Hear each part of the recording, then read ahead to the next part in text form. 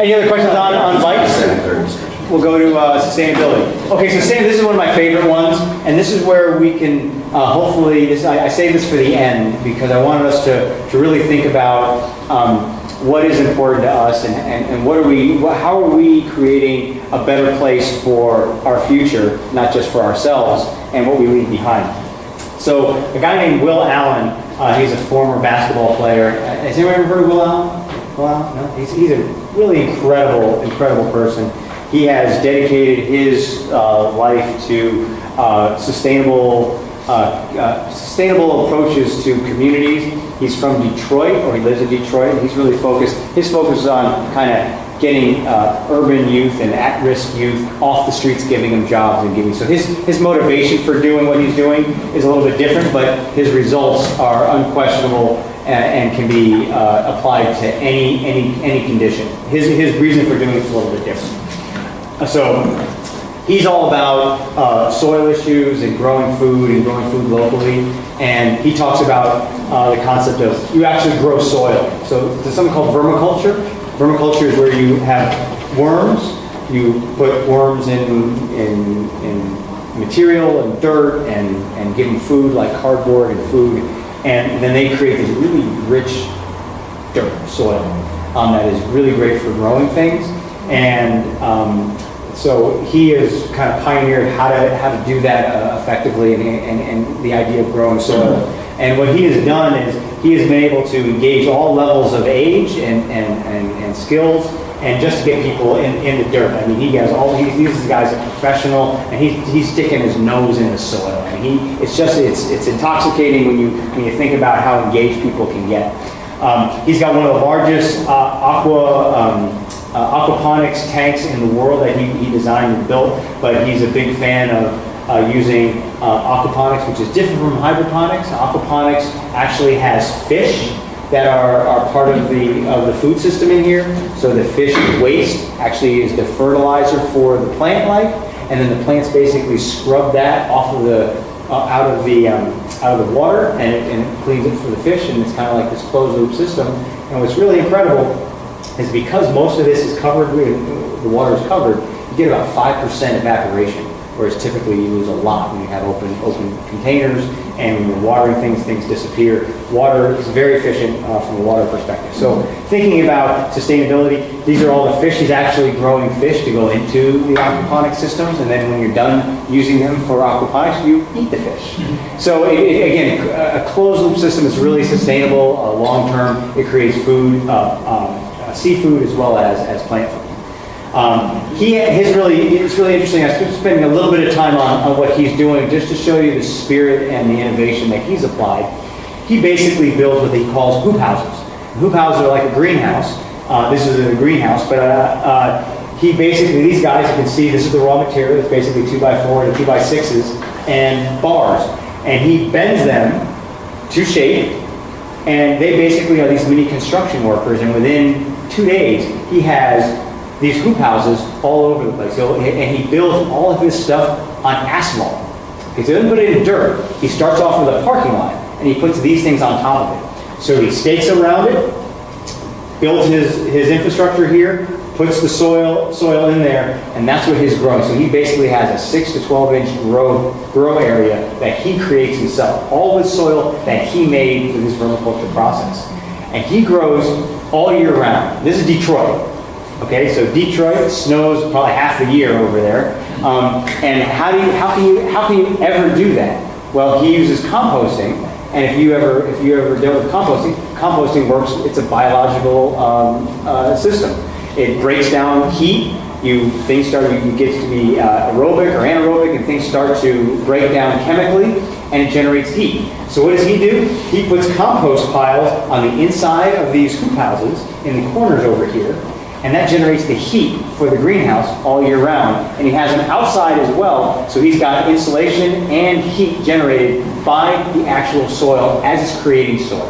I mean, it's just incredibly, very basic, but a very innovative way to grow, and he grows all year round. Okay? Very adverse. This is what it means. It's biointensive. It's intensive growth of food.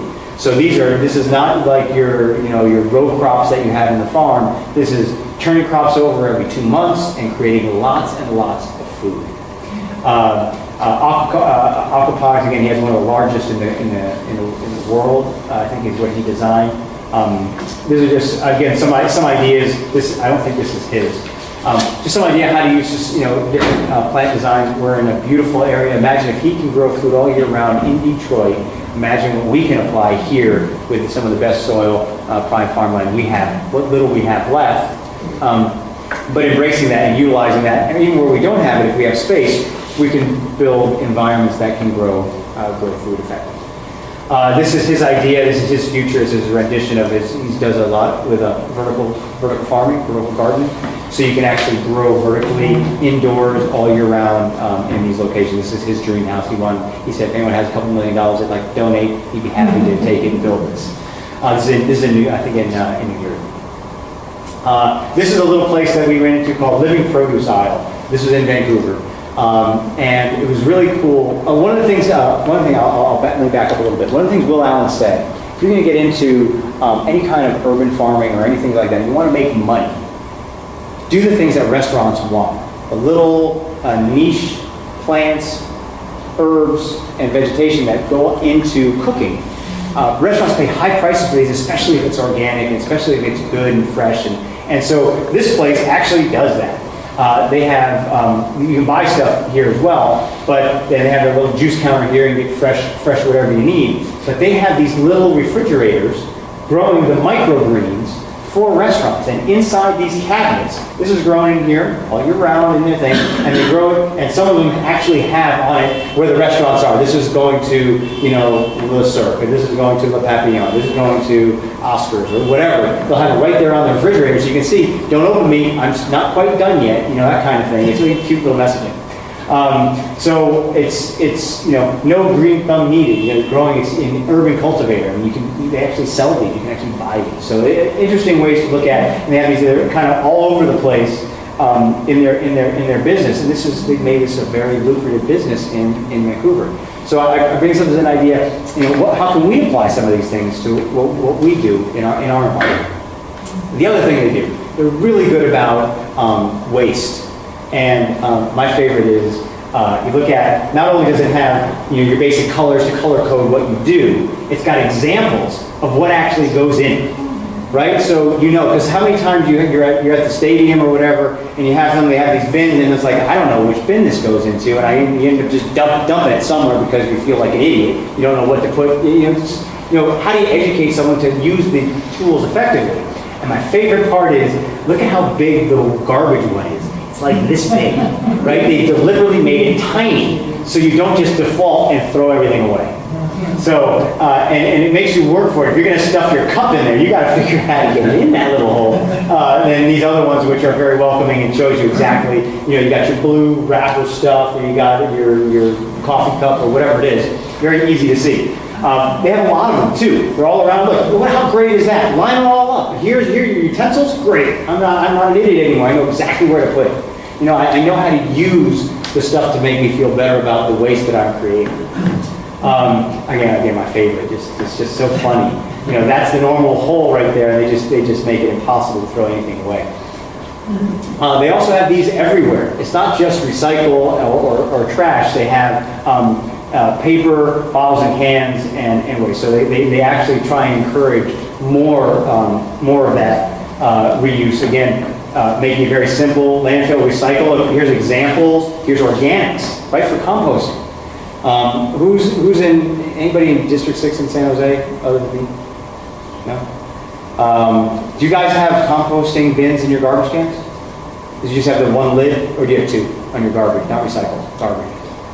So we must be in an experimental area. They tried the experiment for composting for a year, and then they took it away. And I know that the city of San Jose has got a zero waste by 2020, but yeah. I don't see them going that direction right now. So we have, I guess we're part two of the experiment. Part two of the experiment. So we have the black garbage can. 2/3 of it is for garbage, and the 1/3 is a lid for organics, for composting. It tells you what you can put in there. And I don't know if it's working. It's not designed very well, but you know, it's there. At least they're trying to not put our landfill filled with organic material that can be decomposed correctly, rather than just piling up and creating more problems for us. So again, they have these everywhere. These were all over the place. It's something that I hope that we do more of in the future. This is something that Ken interviewed the person or the company that designs these kind of smart garbage cans. And these are really interesting because not only do they compact the garbage, not only do you get like 2 to 3 times more garbage in them because it actually compacts like a compactor, but it alerts the facilities that manage these when to pick them up, when they're full. So they're not wasting manpower going around emptying garbage cans that are half full, or they know when they're full, so they're not like, you know, falling all over the place and, you know, stacking all their cups and garbage around the garbage can. And there's advertising on the side so that you can pay for that, and advertising will generate the revenue for that, or the person can buy it, like if Westfield wanted to get something like this, they put their own messaging on that, or they could just say, yep, go ahead and put whatever you want there and let the third party do that. So like think about this in Santana Row or at Valley Fair, where you could have these types of technology out there to help us. Again, this is kind of the Internet of Things idea. One last slide here. So LC Environmental Laboratory for Sustainable and Ecological Education. This is Allery Middlebrook. She was here last time. But I want to do a shout out for her. She has her own half-acre urban farm over on Race Street, 76 Race Street, right off the Alameda, between Alameda and San Carlos. She's got 26 stations. It's very kid-oriented. It's got like little chickens and rabbits and in a pen, but it also has aquaponics. It's got a demonstration garden, and she's got kind of examples of how you can embrace urban ag and urban ag techniques inside just a small space. And thanks for getting fresh with that. I like that. I like that side. That was on that living fresh with a little microgreens. That was on their way out. They had that. I thought that was cute. So that's what I had for sustainability. And that, so again, I know it was kind of a quick flyby. I'm not trying to have anything more than just to present ideas on things that we can think about as we start to think about developments that enter our area and how we want to approach them and how we can contribute and so we can be more effective communicators to developers and to the city as participants and how to make developments better. Because now we are hopefully educating ourselves with some of the ideas that can make our quality of life better and then can make the developments better because they're embracing those as well. Okay.